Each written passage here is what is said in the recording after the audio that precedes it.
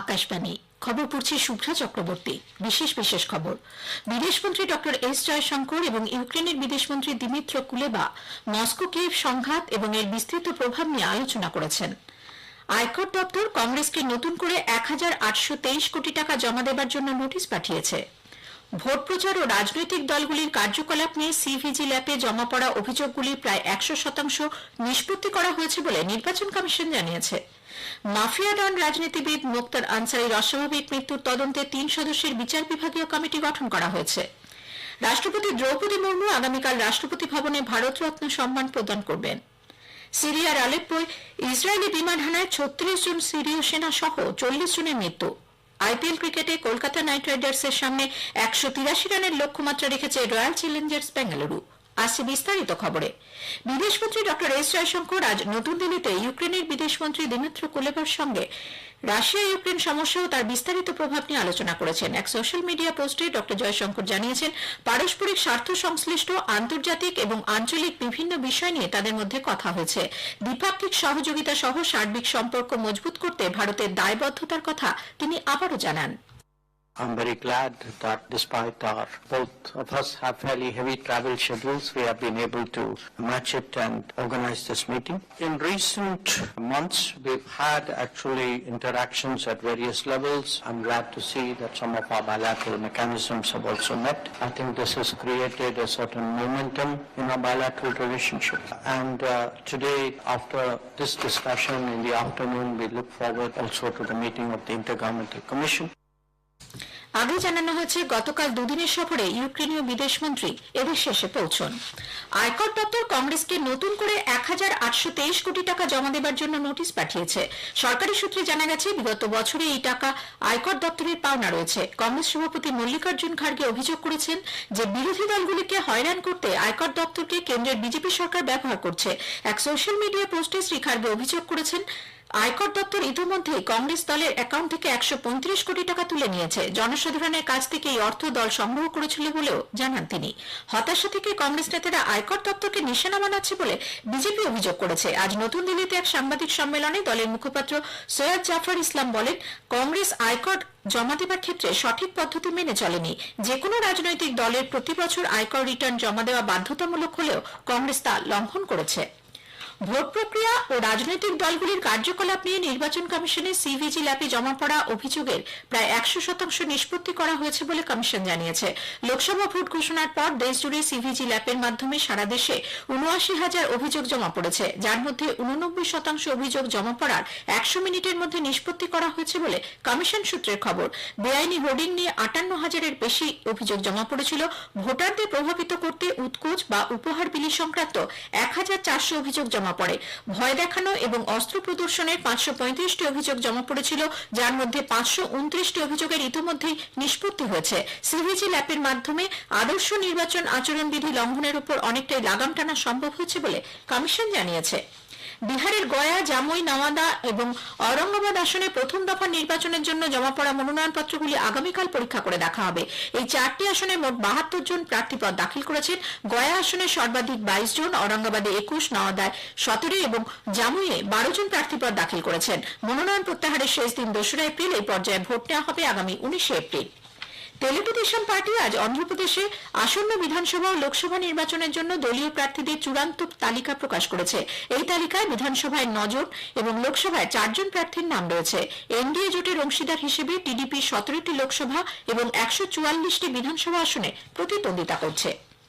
আসন্ন লোকসভা নির্বাচনে কংগ্রেস এবং আইএসএফ এর সঙ্গে জোটের সম্ভাবনা খুলে রেখেই আজ বামফ্রন্ট পশ্চিমবঙ্গের ২টি লোকসভা আসনের প্রার্থীদের নাম ঘোষণা করেছে। আরামবাগে সিপিআইএম এর প্রার্থী হচ্ছেন বিপ্লব কুমার মৈত্র। অন্যদিকে ঝাড়গ্রাম এসটি আসনে সিপিআইএম এর সোনামণি মুর্মু টুডু প্রতিদ্বন্দ্বিতা করবেন। আগামী দুদিনের মধ্যে চূড়ান্ত প্রার্থী তালিকা প্রকাশিত হবে বলে ফ্রন্ট চেয়ারম্যান বিমান বসু আজ এক সাংবাদিক বৈঠকে জানান। তৃণমূল কংগ্রেস পশ্চিমবঙ্গের বড়াইনগর এবং ভগবানগোলা বিধানসভার উপনির্বাচনের জন্য দলীয় প্রার্থীদের নাম ঘোষণা করেছে। অভিনেত্রী সায়ন্তিকা বন্দ্যোপাধ্যায়কে বড়াইনগরে প্রার্থী করা হয়েছে।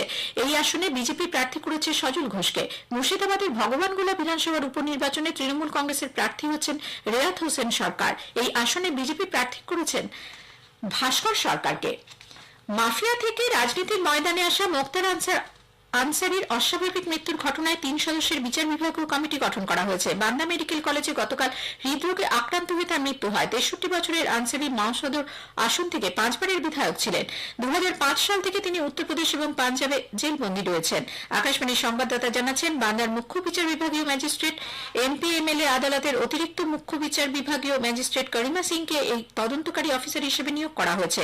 ময়নাতদন্তের পর মোক্তার আনসারির দেহ তার ছেলে ওমর আনসারির হাতে তুলে দেওয়া হয়। গাজীপুরে শেষকৃত্যের জন্য দেহ নিয়ে যাওয়া হয়েছে। প্রধানমন্ত্রী নরেন্দ্র মোদী জানিয়েছেন, ডিজিটাল জনপরিকাঠামো দেশের বিকাশে অত্যন্ত প্রয়োজনীয় হয়ে উঠেছে। সরকার সমস্ত গ্রামে ডিজিটাল পরিষেবা পৌঁছে দিচ্ছে। বিল গেটসের সঙ্গে বিভিন্ন বিষয়ে আলোচনায় শ্রী মোদী বলেন, কৃষি, স্বাস্থ্য এবং শিক্ষা ক্ষেত্রে প্রযুক্তি গুরুত্বপূর্ণ ভূমিকা নিতে পারে। কৃত্রিম বুদ্ধিমত্তার বিষয়ে শ্রী মোদী বলেন, যদি আমরা অলসতার জন্য এআই কে ব্যবহার করি তাহলে তা ভুল পথে পা বাড়ানো হবে। এক্ষেত্রে সঠিক প্রশিক্ষণ না দেওয়া গেলে তার অপব্যবহারের সম্ভাবনা থাকে। এআই দ্বারা তৈরি করা কন্টেন্টে স্পষ্টভাবে ওয়াটারমার্ক থাকা প্রয়োজন, যাতে এ ব্যাপারে কোনো ভ্রান্ত ধারণা তৈরি না হয়। कोई भी एआई जनरेटेड चीज है उस पर आना चाहिए वाटरमार्क, ये एआई जनरेटेड, ताकि कोई मिसगाइड ना हो। और ये बुरी चीज नहीं है, simply it's AI generated. Deep fake, तो ये जरूरी है कि डीप फेक एआई जनरेटेड और ये सोर्स है। ये आज शुरू के दिनों में, आगे कर क्या होगा जरूरत नहीं पड़ेगी शायद, लेकिन ये हमें कुछ डूज एंड डोंट्स उस पर सीरियसली सोचना पड़ेगा। এই খবর প্রচারিত হচ্ছে আকাশবাণী থেকে। রাষ্ট্রপতি দ্রৌপদী মুর্মু আগামীকাল রাষ্ট্রপতি ভবনে ভারতরত্ন সম্মান প্রদান করবেন।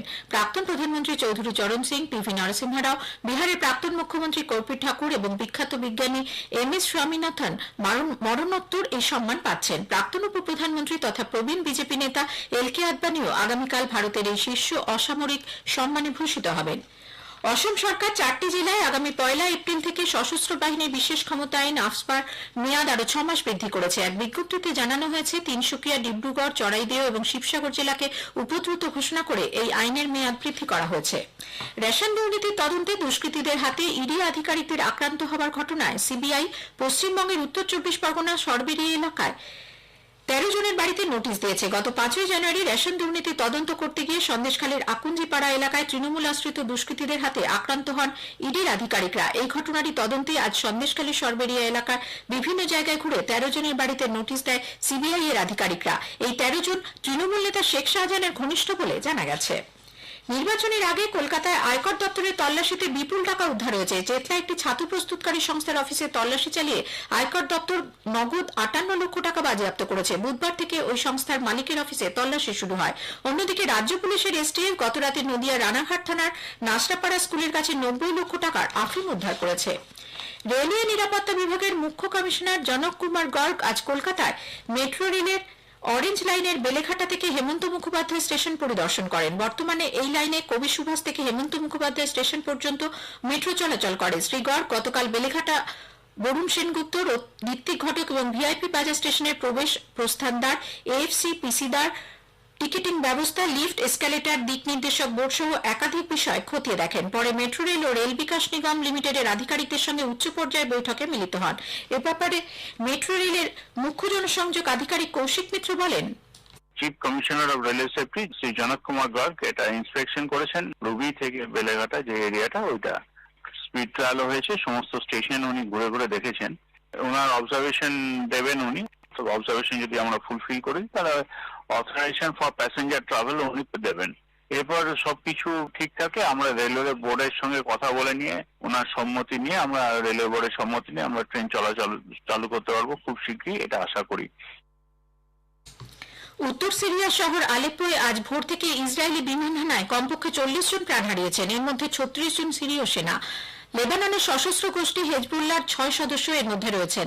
গত 24 ঘন্টায় এটি দ্বিতীয় হানা। সিরিয়ার প্রতিরক্ষা মন্ত্রক জানিয়েছে, আলেপ্পোর বিভিন্ন এলাকা লক্ষ্য করে ইসরায়েলি সেনারা আকাশপথে হামলা চালিয়েছে।